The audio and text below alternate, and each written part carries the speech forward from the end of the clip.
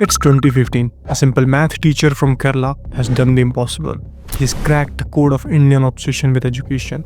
He's filling stadiums like a rock star, promising parents that his child is the next Einstein. His company Byju's is spreading across India faster than the geodata pack. And for a while, it seemed like the perfect Indian success story. The valuation hit $22 billion.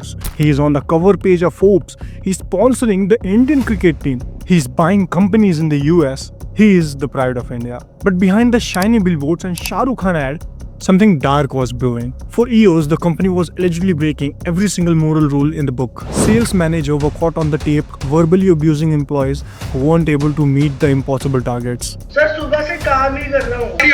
नहीं है bench clear करने की इन Leeds को अभी तो और कर आऊंगा। अभी रुक मीटिंग में दीपक सर को भी ऐड करता हूँ फिर कर आऊंगा। सर मैंने इसको 2 बार फोन किया है, हर बार बोलता है मैं बोलूं क्या। They were selling loans to the poor parents who can't even afford them, effectively trapping them in the debt just to buy a tablet. They were delaying provident fund payments, even hiding their own losses from their own investors.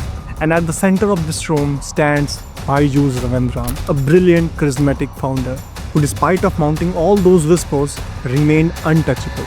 But then the wheels came off. Auditors resigned. The ED came knocking. American lenders sued for $1.2 billion US. Employees weren't paid salaries for months. The poster boy of Indian startups was suddenly forced to step down, even from daily operations. His net worth falling from thousands of crores to effectively zero on paper. Now you might look at this and say, see, justice was served. Karma hits back. But let's be serious for a second.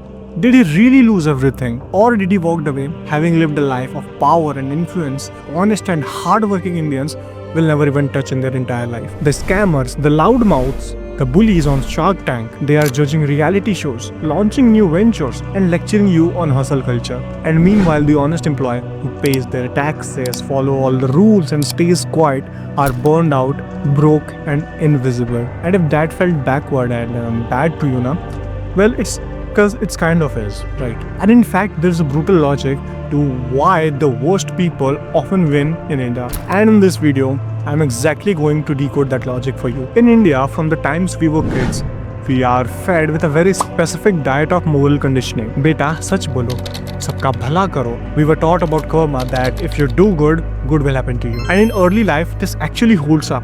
When you're in school or your colony or your joint family, being sanskari and kind actually works. Why? Because the group is small, and if you borrowed 500 rupees, for example, from your cousin, and if you didn't return, by the dinner time, everyone is gonna know about that. The reputation was instant. But then you grew up, you moved to Bangalore or Mumbai, you entered the corporate machine, and suddenly you realize the old rules have broken down. Everyone has limited attention, and we can't process the corruption in municipal corporation, the pollution in Yamuna, and the supply chain of our fast fashion all at once. So basically what we do is we mentally check out, and that makes things easy for us. And this is how moral clarity gets diluted. In a system of 1.4 billion people, the karma gets delayed, sometimes even by decades. And in that gap, the loud ones take over. The moral outrages we see on Twitter is often completely detached from reality. We Indians protest against the movie scenes which hurt our sentiments, but we'll ignore the fact that our cities have the worst air quality and worst water quality in the entire world, killing thousands of people annually. And that's the reality. But keeping all these aside,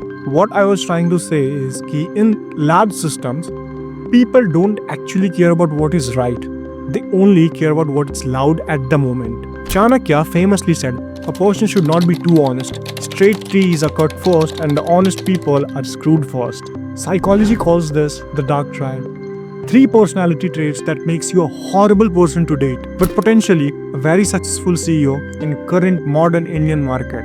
It basically tells us to use every single person in your surrounding as a chess piece you can use to win your game. And if you want to learn more about this, you can read books like 48 Laws of Power or The Laws of Human Nature. And I also have an anime that is truly based on manipulation and how a person can use different humans as chess pieces to win their game.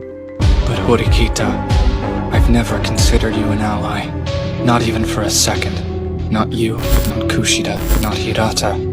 People are nothing but tools to me. All of them. I don't care what I have to do to win.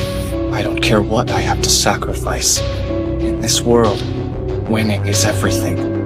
And in the end, I'm going to win.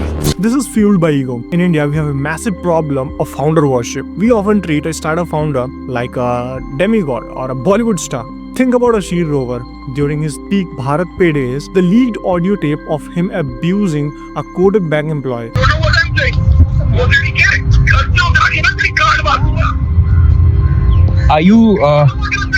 Are you drunk, sir, by any chance?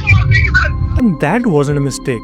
It's just the feature of his personality. The narcissists believe now that they're special. They believe that the rules like RBI guidelines or basic politeness don't apply to them. क्योंकि भाई ने unicorn बनाई है. It is basically the lack of empathy. If you want to be a successful founder now, you have to have that courage of firing 1,000 people over a Zoom call and then go to lunch like nothing ever happened. It might look like strength, it might look like focus, but in reality, it is just the inability to feel human connection and empathy towards other humans. That's it. And yeah, these are the only 3 traits that if you have now, you can be the next Byju's founder, the CEO of a $1 billion company.